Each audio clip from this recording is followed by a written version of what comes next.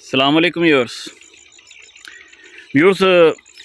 ਅਸੀਂ ਆਪਣੀ ਹਿਸਟਰੀ ਦੀ ਕਿਤਾਬਾਂ 'ਚ ਪੜ੍ਹਿਆ ਕਿ ਜਦੋਂ ظہیرالدین ਬਾਬਰ ਫਰਗਾਨਾ ਤੋਂ ਆਇਆ ਸੀ ਨਾ ਹਿੰਦੁਸਤਾਨ 'ਚ, ਅਤੇ ਵਿਊਅਰਸ ਉਹ ਏਡੀ ਉਹ 'ਚ ਤਾਕਤ ਔਰ ਏਡਾ ਸੋਹਣਾ ਜਵਾਨ ਸੀ ਕਿ ਉਹ ਜਿਹੜੀ ਫਸੀਲ ਹੁੰਦੀ ਸੀ ਨਾ ਕਿਲੇ ਦੀ, ਇੱਕ ਬਗਲ 'ਚ ਇੱਕ ਬੰਦਾ ਇੱਕ ਬਗਲ 'ਚ ਇੱਕ ਬੰਦਾ ਲੈ ਕੇ ਉੱਤੇ ਦੌੜਦਾ ਹੁੰਦਾ ਸੀ ਔਰ ਦਰਿਆ ਦੇ ਬਹਾਓ ਦੇ ਉਲਟ ਤੈਰਾਕੀ ਕਰ ਜਾਂਦਾ ਸੀ।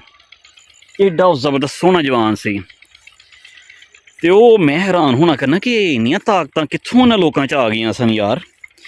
ਫਿਰ ਮੈਂ ਸੋਚਿਆ ਕਿ ਹਿੰਦੁਸਤਾਨ ਪਾਕਿਸਤਾਨ ਦੇ ਲੋਕ ਇੰਝ ਕਿਉਂ ਨਹੀਂ ਹਨ ਕਰਦੇ।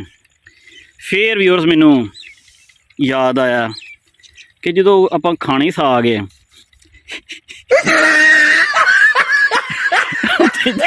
ਫਿਰ ਇੰਨੀ ਕੋਈ ਜਾਨ ਹੋਣੀ ਹੈ। 7 ਸਨ ਅੱਲਾ ਮਾਫ ਕਰੇ 10 ਦਿਨ ਤੱਕ ਸਾਗ ਚੱਲਦਾ। ਚਲੋ ਸਾਨੂੰ ਕੀ ਨਾਲੇ।